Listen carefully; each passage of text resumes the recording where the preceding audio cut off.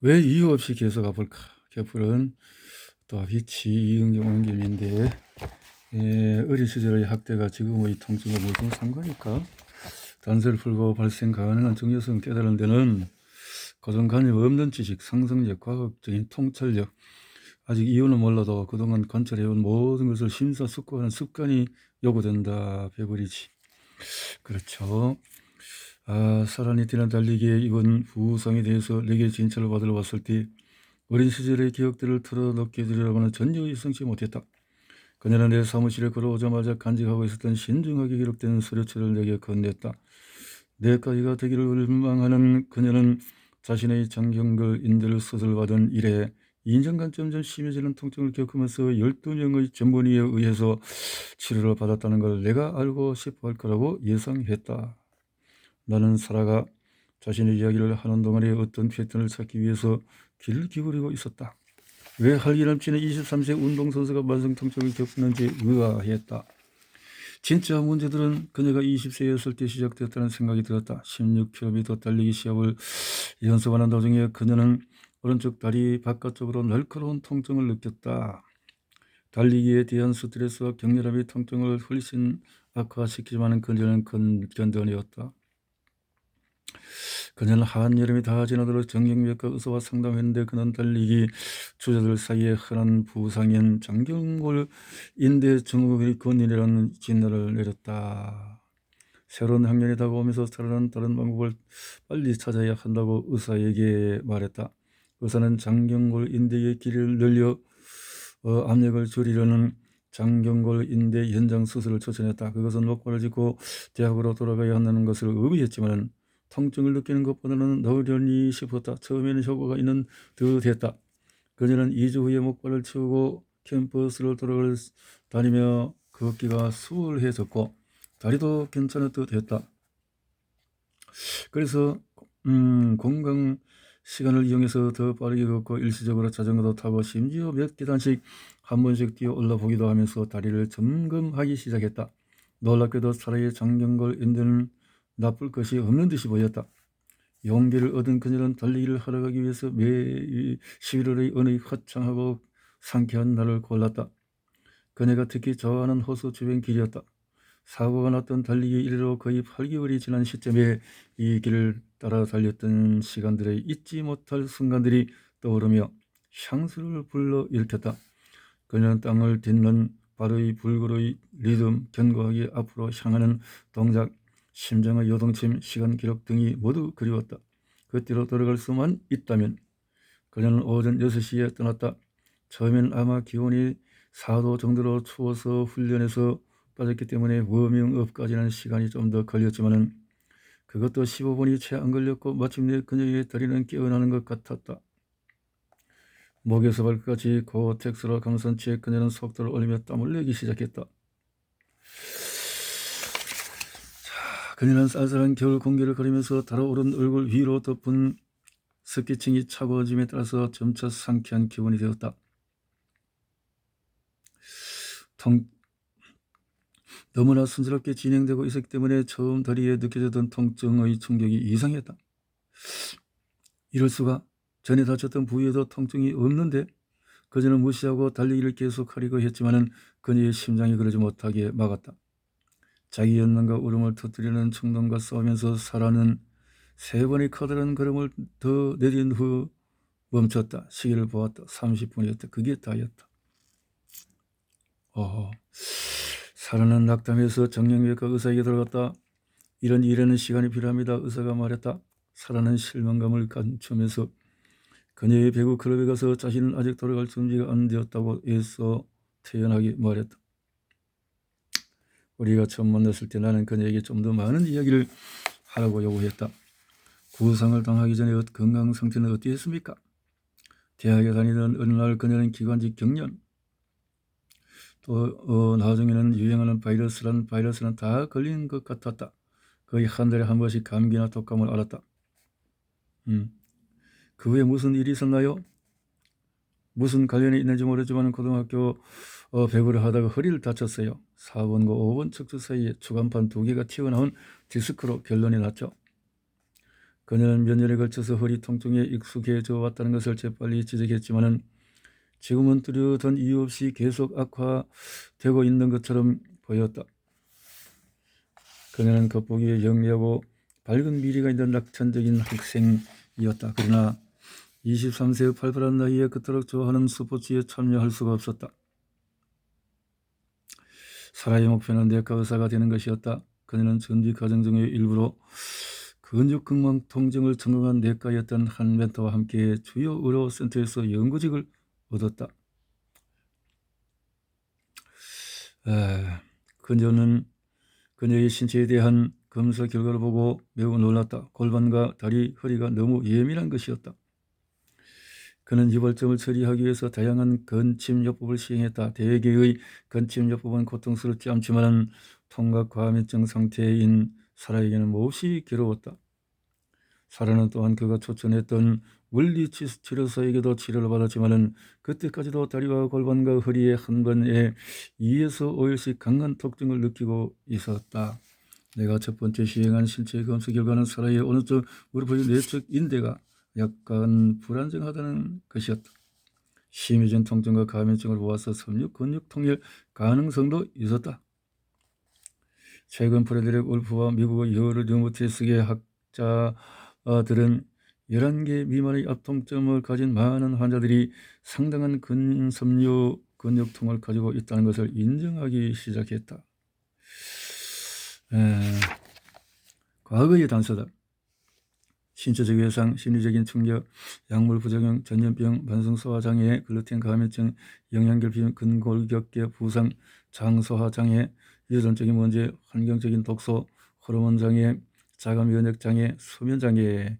인습적인 의사들은 환자들의 전반적인 상태를 일찍을 평가하는 걸 거의 고려하지 않는다. 드러난 증상을 치료하는 데 최선을 다할 뿐 환자를 하나의 완전체로서 치유하는 것을 포함한 복잡함을 피하려 한다. 나는 몇 년간의 임상실험 후에 간섭적인 의학만으로는 경감되지 않는 만성질환을 앓는 사람들이 이 목록의 몇 가지 영역에 속하는 문제를 갖고 있는 경우가 많다는 것을 알았다. 사라는 이미 내게 본리의 증상을 포함해서 그 이전에 있었던 일련의 신체적 외상에 대해서도 말해 주었다. 그것은 모든 환자들과 나 사이에 첩첩이 쌓인 자정적인 문제였다. 우리는 만남을 거듭하면서 전차 마이크로 근리아로부터 염증성 반응을 촉발시켰던 신체적이고 감정적인 공격의 층을 벗겨나갔다. 목록에 오를 만한 다음 가능성은 전염병이다. 다음 가능성은 전염병이다.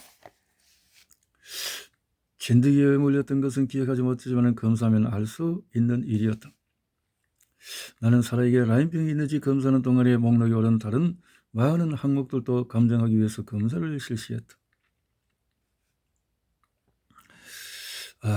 더욱 과거에 대한 질문을 시작했다. 아이였을 때 무슨 일이 있었나요? 알고 보니 사라는 체조 선수였지만 어떤 이유였는지 왼쪽 발목에 반복적으로 부상을 입었다. 그녀가 10살 때 일이었다. 7년 뒤에는 농구 시합에서 왼쪽 무릎에 부상을 입어서 시즌 내내 뛸 수가 없었다. 월경불선도 있었는데 매달 통증으로 마비가 될 듯이 경련을 잃었다고 한다. 그런 증상은 16세에 이미 시작되었고 지금까지도 지속되고 있다. 라임병의 기원은 라임병은 1991년 1회 발생해왔다. 2001년 한 해만 해도 31,773건의 사례가 있었는데 북동부와 중서부 위쪽에 있는 13개의 주에 집중되어 있었다. 질병관리본부에 따르면 라임병은 건강을 심각하게 위협한다. 처음에는 미미한 증상들이었다가 보렐리아 부르그도르페리라는 박테리아가 신경계와 관절로 퍼지면 치명적으로 악화될 수 있다. 서리주에 사는 한 여성은 어느 여름날에 발에서 진드기를 떼어낸 다음 몇 주 동안 독감처럼 느껴지는 증상들과 싸우며 보냈다. 진드기, 라임병.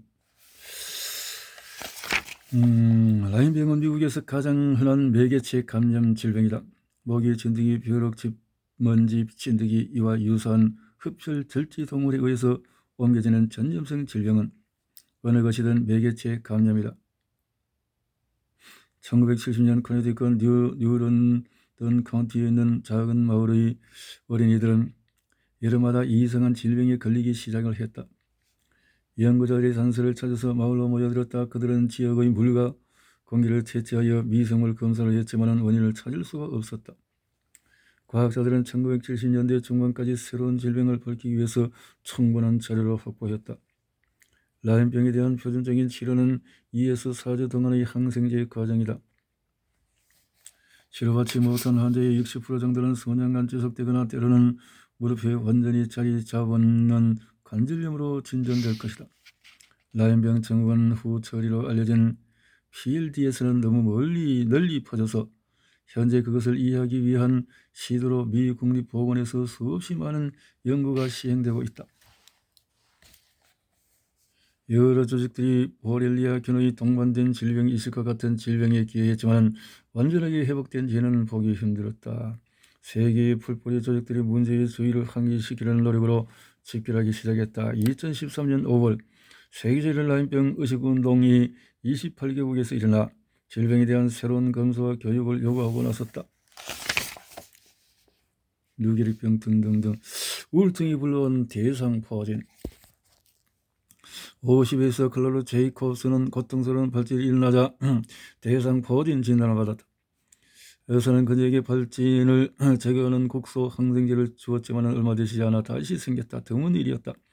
대상포진은 대세로 다시 오지 않는다. 대상포진에 걸린 1만 명 중에 겨우 24명 정도만이 재발된다. 클로이는 나와 약속을 잡았다. 나는 평소대로 귀를 기울이며 그녀의 병력은 물론 삶에 대해서도 질문을 하면서 긴 대화를 나누었다. 몇 달 전 그녀가 일하는 광고 에이전시 팀장이 갑자기 사망했다. 그들은 7년 동안 한 팀으로 긴밀히 일하면서 프레젠테이션을 작성하고 새로운 고객들도 개척하면서 변화가 심한 업계에서 흥망성쇠를 공유해 왔었다. 몇 년 전 한 의사가 감정적인 문제가 신체적인 반응을 유발했다고 믿으면서 그것을 시민성 질병으로 칭했다. 마이크로글리아의 기능을 이해하면 감정적인 고통과 신체적인 통증 사이의 연관성에서 수수께끼를 풀 수 있다. 클로이의 슬픔은 그녀의 면역 기능을 저하시켰다. 대상포진은 그 취약성을 활용한 것뿐이다. 사람장에서 통증을 줄일 때마다 우울증이 악화되었고 우울증을 줄이면 통증이 악화된 찰리의 경우처럼 클로이의 대상포진을 제거하면 그녀의 감정적 고통이 다소 강화될 수도 있었다. 실제로 그런 일이 벌어지더라도 놀랄 것은 없었다. 마이크로글리아는 그녀의 슬픔에 의해서 성량 조절이 되어 있었다. 어린 시절의 학대가 평생을 위협한다. 사라의 경우는 어린 시절의 상처가 열쇠였다. 성장. 사라가 처음 방문했을 때 그녀는 자신의 어머니가 심각한 알코올 중독자였다는 것을 시인했지만 더 이상 얘기하고 싶어 하지는 않았다. 계란 위를 걷는 것처럼 위태로웠어요. 사라가 인정을 했다. 그 기억만으로도 그녀는 얼굴이 창백해졌다. 제가 10살 때 엄마는 저를 창녀라고 부르면서 소리를 지르곤 했어요. 당신의 어머니가 당신에게 15년 동안 계속해서 넌 실수여서 넌 태어나지 말았어야 했어 라고 말을 한다면 어떻게든 영향을 끼치겠죠. 자, 이런 어려움들. 제 큰오빠는 혼란을 내면화시켜서 29세까지 심근증을 가진 병적 비만 상태였어요. 둘째 오빠는 화를 내는 사람이었죠. 항상 성질을 부리면서 폭력적으로 변해갔어요. 집에서 그는 엄마처럼 불끈 성을 내고 소리 지르면서 물건들을 집어 던졌어요. 아버지가 보인 반응은 우리들 모두에게 화장실로 가라고 말하는 것이었어요. 피하는 것이 그의 유일한 해결책이었죠. 원래 엄마는 도시에서 성공한 변호사였어요. 그렇지만 술을 너무 심하게 마셔서 뼈가 부러지고 부상을 당해서 반복적으로 입원하곤 해서 제대로 업무를 수행하지 못했어요. 학대 과정에서 어린 시절을 보낸 많은 사람처럼 그녀에게는 가족의 비밀을 치료 사이에 드러낸다는 것은 생각만으로도 끔찍한 일이었다. 10대였던 사람은 치료사를 만났으면 하고 청했으나 어머니는 절대적으로 거부했다. 오히려 도움을 요청하는 것에 대해 그녀를 비웃었다. 그녀가 할 수 있는 최선의 선택은 가능한 한 빨리 집으로 나오는 것이었다. 그녀의 부모는 아직 60대 초반이었음에도 그녀는 그들을 보살펴야 한다는 의무를 느꼈다. 그런 속박의 영향력이 여러 면에서 건강에 타격을 주고 있었다. 증거는 내부에 있었다. 우울증, 만성불안, 외상후 스트레스 장애는 신경염증성 신경성이었다. 살아는 삶을 살아가면서 감정적인 혼란과 가족들의 학대의 문을 닫아버림으로써 자신의 생존을 도모하고 있었다. 사라에게 이제 그 문을 열려고 설득할 수 없다면 그녀는 미래는 황량할 것이다. 검사 결과는 그녀의 근본적인 상처가 어떻게 나타나고 있는지에 대한 중요한 통찰력을 우리에게 제공할 것이다. 그러나 신체적이고 감정적인 상처가 같은 막대기의 양 끝에 존재한다면 우리는 그녀를 낫게 하기 위해서 둘 다를 치료해야만 할 것이다. 그렇지 않으면 그녀의 증상들은 막대기의 한 끝에서 다른 저 끝으로 계속 왔다 갔다 할 것이다. 우리가 근본적인 원인을 치료하지 않고 우울증과 통증을 완전히 별개의 증상들로 여겨 치료한다면 그녀는 기껏해야 부분적인 회복밖에 이루지 못할 것이다. 우울증과 통증은 마이크로글리아 염증에 대한 극단적인 배출구들이다. 다른 여러 징후들이 있다. 자, 이렇게 우울증, 통증, 다음으로 피로감이나 불안, 허리 통증으로 나타날지도 모른다. 그러나 그들은 모두 본질적으로 같은 것이다. 뇌에 생긴 염증이다. 우리가 통증의 신체적인 징후만을 치료한다면 감정적인 징후는 활활 타오를 것이다. 사라의 진단. 검사 결과 사라는 글루텐 감염증이나 만성소화장애증이 아니었다. 심각한 마그네슘 결핍증이었다. 세포 내의 마그네슘 수치가 너무나 낮아서 심장 부정맥으로 급사할 수 있을 정도였다. 전에 살펴봤듯이 마그네슘은 글루타민산 염에 대한 NMDA 수용체를 억제하는 것을 도움으로써 신경체의 지나친 활성화를 막는다. 사라의 무겁고 변칙적인 기관들이 그녀의 몸에서 마그네슘을 걸러내면서 여러 가지 문제에 기여했었다. 마그네슘이 심각하게 부족한 사라의 신경체계는 흥분 상태였다. 그로 인해서 과다한 반응을 보이고 불안한 상태에 머물러 있었다. 급격하게 낮아진 마그네슘 수치만으로도 끔찍한 생리 전 증후군 과다출혈 우울증이 발생했을 것이다. 그녀는 마그네슘 정맥 주사를 맞기 위해서 일주일에 2번씩 오기 시작했다. 수치가 너무 낮아서 5, 6번 치료를 받았다. 통증이 덜해지고 장 운동이 나아지고 생리 전 증후군이 가라앉고 출혈이 가벼워지고 에너지가 향상되는 차들을 보이기 전까지 말이다. 그 시점이 되자 우리는 정맥 주사를 경구용 마그네슘 보충제로 바꿨다. 이상하게도 유전자 검사 또한 사라가 진드기에 물려서 생기는 독소와 곰팡이에 유독 취약하다는 것을 보여주었다. 일부 사람들은 세상의 맹공격에 대항하는 능력이 별로 없다. 곰팡이와 진드기가 분비하는 독소를 처리할 수 없으면 이런 독소들이 신체에 누적된다. 따라서 그런 사람들은 완전히 회복되기 어렵다. 그 이유는 아직도 확실히 알 수가 없다.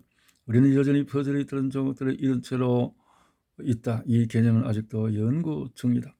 곰팡이, 독소, 진드기 이런 생물 독소의 원인, 그녀가 라인병의 양성이라는 검사 결과가 나왔기 때문에 우리는 치료를 위해서 2가지 항생물질의 처리 과정을 처방했다. 그리고 신체 체계의 염증을 줄이기 위해서 침술과 소량의 날트렉선을 사용했다. 그녀는 이미 깨끗한 식단을 섭취하고 규칙적으로 운동하고 있었다.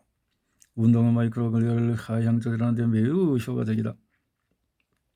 따라서 그녀는 올바른 방향으로 잘 나아가고 있었지만 신체는 모든 다른 공격에도 굴하지 않은 채 스스로 지탱할 수 있는 정도로 괜찮은 상태가 아니었다. 가장 놀라운 결과는 염증 검사에서 나왔다. 사라의 신체는 정상적인 염증 수치의 6배가 넘었다.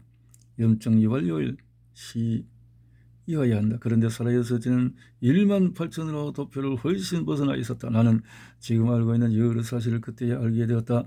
나는 그녀의 높은 염증 수치가 라인병, 생물독소, 혼자견디했던 엄청난 학대와 트라우마 등으로 인해 누적된 신체적인 공격들에 대한 증거였다고 믿는다. 그렇군요. 감염과 트라우마의 시너지 효과. 감염과 트라우마가 별개로 있을 때 둘이 함께일 때보다 훨씬 손상을 주었을 것이라고 생각하면서 지리에 거주하는 행동에 관한 신경생리학자 우르스 메이어와 그의 동료들은 쥐에 관한 특별한 연구를 했고 2013년에 그 연구 내용을 출간했다. 한 그룹의 어미쥐들은 임신 말기에 가변 바이러스 현상 감염에 노출되었다. 그들의 새끼쥐들은 사춘기에 이르자 그들은 무작위의 스트레스에 노출되었다. 힘으로 그들을 제지하고 물을 빼앗고 발에 전기 충격을 가했다. 2번째 그룹의 어미쥐들은 감염에 노출되긴 했지만 새끼쥐들에게는 스트레스를 주지 않았다. 세 번째 그룹의 어미지들은 감염에 노출되지 않았지만 새끼들은 스트레스에 노출시켰다. 이후에 정년기에 이런 쥐들은 영양을 측정하기 위해서 행동에 관한 일련의 검사를 받았다. 그들이 성인 쥐가 되었을 때 또 한 번의 검사를 받았다. 예상대로 일찍이 감염되고 사춘기 초기에 스트레스도 받은 실험쥐들은 다른 쥐들보다도 훨씬 행동과 두뇌의 결핍을 갖고 있었다. 가장 놀라운 것은 그 효과가 단순히 쌓이기만 하는 것이 아니었다. 감염과 스트레스가 결합이 되자 시너지 효과를 내어서 불안을 확대하고 기억력을 감퇴시키고 쥐들의 인지의 능력을 손상시켰다. 단지 두 가지의 공격이 더해진 것이라고 볼 수 없을 만큼 커다란 충격이었다. 연구자들이 뇌 조직의 마이크로글리아를 조사하자 그 효과는 명백해졌다. 마이크로글리아는 상향 조절되지 않으면 실처럼 가느다랗게 보인다. 그러나 이 연구에서는 부풀어 오르고 모양이 변해 있었다. 마이크로글리아. 감염과 스트레스 중에 하나에만 노출되었던 그룹의 마이크로글리아는 눈에 띄게 변하지 않는다. 첫 번째 그룹에서는 마이크로글리아의 활성화가 해마와 전두엽 표질에서 2배 이상에서 3배로 두드러졌다. 이 부위들은 우울증과 외성후 스트레스 장애를 비롯한 기본 장애들과 직접적으로 관계가 있는 영역들이다. 문제 가정에서 끊임없이 스트레스에 노출되어 온 아이들을 다루는 치료사들은 협박에 대한 예민한 반응이 고조되는 과도한 경계의 특성에 대해서 자주 얘기한다. 그것은 섬유 근육통과 만성 통증을 앓는 환자들과 마찬가지로 외상후 스트레스의 기전 중에서 하나이며 퇴역 군인에게서 보이는 특성이기도 하다.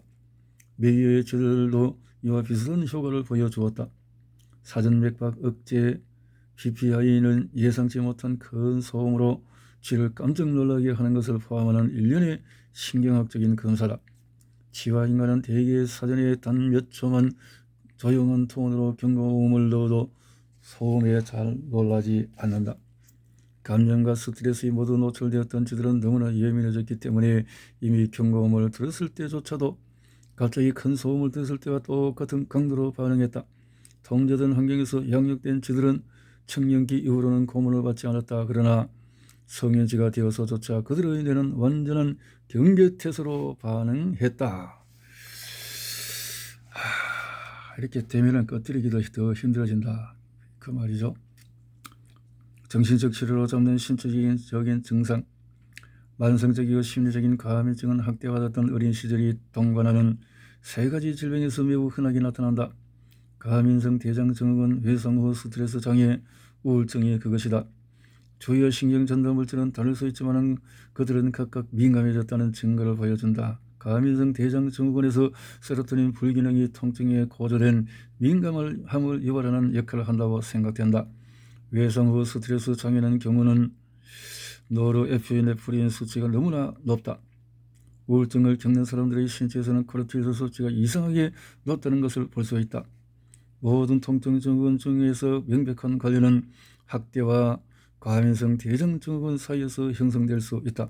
학대를 받은 경험이 있는 사람은 아이든 성인이든 상관없이 과민성 대장증후군을 겪을 확률이 3배로 높아진다. 심리적인, 성적인, 육체적인 학대와 직접적인 연관성을 가지고 있기에 미소학이 학회는 과민성 대장증후군을 치료하는 모든 내과 의사에게 전반적 치료를 위한 의료팀의 필수 요소로서 정신건강 전문가를 두라고 추천을 했다. 외상후 스트레스 장애에서는 과거의 상처들에서 느꼈던 감정적인 고통, 해상 악몽들을 통해서 과민증이 드러난다. 우울증이 취약한 것 역시 초기 트라우마의 결과일 수가 있다.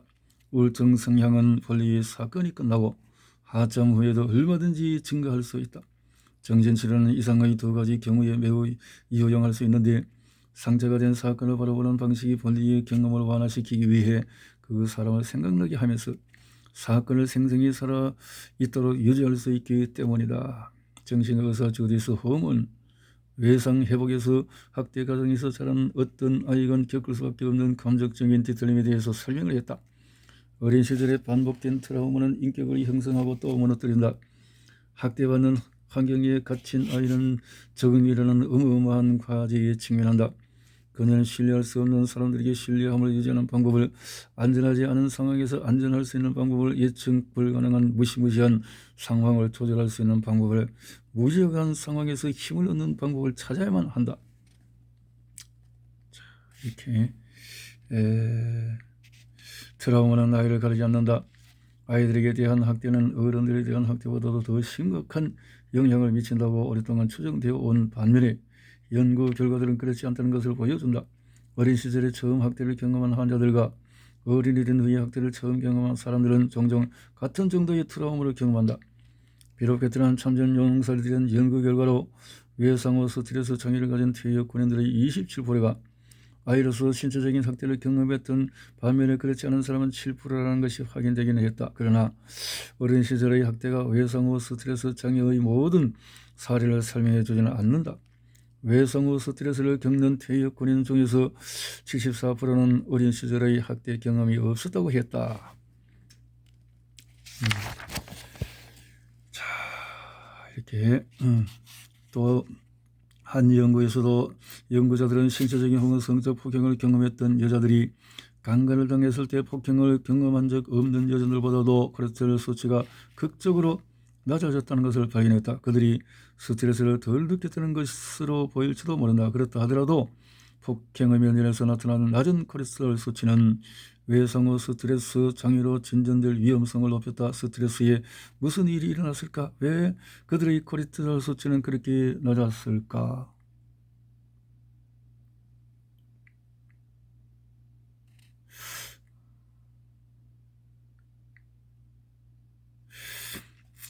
정신적 건강을 측정하는 생리학적 지표. 생리적인 지표들을 평가하는 것은 비교적 새로운 일이지만 우리는 몇 걸음 더 나아가서 2014년 미 국립정신건강협회가 정식으로 심리적인 장애를 평가하기 위해서 전통적으로 사용했던 주관적 측정에서 벗어나는 정도까지 왔다. 정신장애가 생물학적인 장애라는 새롭고 반론의 여지가 없는 이해로 그들은 생물학을 토대로 진단적인 접근을 하기 위한 유전학, 이미징, 인지과학 그리고 여러 다른 자료들을 사용할 것이다. 우리는 아직 심리학적인 문제들에 대한 생물지표를 모두 알지 못하기 때문에 그 작업은 계속 진행 중일 것이다. 심리학은 대부분 그 주제에 대해서 잘 아는 한 주관적인 해석을 내놓는 경우가 많다. 숙련된 심리치료사의 손에 달려있는 진단과 치료는 비싼 비용을 요구하는 경우가 많다. 생리학적인 시작에서 본다면 우리는 우리로 하여금 매우 일탈적인 감정 상태에 대해 마이크로 글리아의 활성화라는 면에서 생각해 보도록 말해주는 셈이다. 전혀 다른 질문들을 묻고 전혀 다른 결과를 얻도록 해준다. 우리는 분류학적인 과오를 저질러왔다. 정신건강의 문제를 어떤 일정한 틀에 넣음으로써 사람들을 치료하는 우리의 능력을 제한해왔다. 그것은 한동안 유용했고 우리를 어느 단계까지는 데려왔지만은 이제 사람이라는 전체 생태계를 다룰 수 있는 좀 더 완성된 모델을 만들기 위해서 사고방식을 바꿀 차례다. 그것은 근본적인 생리학을 이해할 수 있을 때까지 우리가 의지해야 할 인공적인 모델이었다. 이제 그것을 바꿔야 할 바로 그 시점이다. 이런 관점에서 보면 심리학과 의학의 경계는 사라진다. 갑자기 항우울제가 편두통이나 말초신경장애 또는 가민성 대장 증후군에 그토록 효과가 좋았던 이유가 명백해졌다. 항발적 약물이 말초신경장애, 선녀, 근육통, 정신질환에 효과적인 것도 이해가 된다. 이런 모든 사례에서 우리는 염증이 생기고 예민해진 중추신경계에 주목하고 있다. 흔한 신경생리학, 신경회복적인 장애가 있다. 세포 단계에서 과도한 반응의 신경체계는 마이크로글리아가 상향 조절되었다는 것을 나타낸다. 학대가 면역체계를 무너뜨린다. 학대가. 이제 우리는 집안에 만연한 공포스러운 분위기의 적대감, 학대로 인해 어린 시절부터 이미 약해져 있던 면역체계가 생리적으로 완전히 파괴되고 있음을 안다. 통증, 우울증, 질병, 정신병. 어린 시절에 큰 상처를 받았던 사람들은 종종 20대에 다시 회복하지만 그들은 30대나 40대에 이를 점에 마치 그들의 신체는 회복력이 고갈된 것처럼 보인다. 그런 회복력의 존재는 예상하기가 거의 불가능하다. 그것은 상당 부분 개인마다 다르다. 아이였을 때 학대받았던 사람들이 모두 만성통증으로 진단되는 것은 아니다. 반복되는 부상으로 고통을 받다 스스로 완전히 회복된 운동선수도 있다. 서로 잘 언급하지 않는 얘기지만 술, 담배를 해도 말년까지 건강하게 잘 사는 사람도 있다. 암이라는 질병조차도 특정 생태계 안에 구속되어 있을 뿐이다. 많은 사람이 암이 우리 몸에서 항상 발생한다는 사실을 깨닫지 못한다. 암세포들은 신체가 비정상 세포들을 복제하면서 실수로 만들어지지만 우리 면역체계는 그것을 쓸어버린다. 비정상 세포들이 제거되면서 일어나는 세포의 조금은 신체의 평범한 기능의 한 부분이다. 누군가 암에 걸렸다면 면역체계가 기능을 제대로 하지 못해서 비정상 세포들을 제거하지 못했기 때문이다. 23세에 살아는 신체는 이미 망가지고 있었다. 23세. 그녀가 이 치료를 받지 않는다면 이후 10년, 20년에 걸쳐서 그녀에게 무슨 일이 벌어질지 알고 있다. 그녀는 가장 편안하게 여기는 유형의 관계를 맺는 것이 특이한 일은 아닐 것이다. 그녀는 좋은 의도에도 불구하고 스트레스가 매우 많은 삶을 살게 될 가능성이 높다. 그녀는 잘 먹고 운동하려고 노력했지만 그 노력들은 좌절되기 일쑤일테고 그녀는 그 진짜 이유를 알려고 하지 않을 것이다. 나는 사리에게 심리치료를 다시 한번 고려해보라고 촉구했다. 나는 당신의 의사가 되는 데는 관심이 없어요. 당신이 치유되었으면 좋겠어요. 그래서 우린 우선 자신의 문제부터 치유해야 합니다. 나는 그녀에게 말했다. 사라는 치료를 받기로 동의했지만 그 과정은 쉽지가 않았다. 그녀는 매번 치료를 받는 시간에 눈물로 보내곤 했으며 나머지 시간 동안은 편두통에 시달렸다. 사라는 자신의 다리가 90% 호전되었다고 말했다. 마이크로 글리아를 통해서 그녀는 더 이상 매일 통증을 겪지 않는다. 소화기 장관을 보호하기 위해서 항생물질 그리고 내가 항상 처방하는 활생변 보충제와 함께 그녀는 라인병을 제거하기 위해서 눈에 띄게 불쾌한 정맥 주사형 항생물질을 몇 차례 맞기를 견뎌냈다. 그리고 맛보던 것이 멈추었다. 지난 몇 년 동안에 그녀는 꼭 한 번 감기에 걸렸을 뿐이다. 그녀의 면역체계가 무너지고 있다는 두려움은 이제 완전히 사라졌다. 그녀는 가을에 정골요법 어디에 다닐 것이다. 그녀는 의학에 흥미를 보이면서 그녀의 마이크로 글리아를 완전히 가라앉힌 데는 상당한 시간이 걸릴 것이다. 자, 이렇게 생리학을 바탕으로 우리의 사고를 크게 전환하는 최초의 중요한 발걸음이다. 이것이야말로 통합된 이론의 시작이다.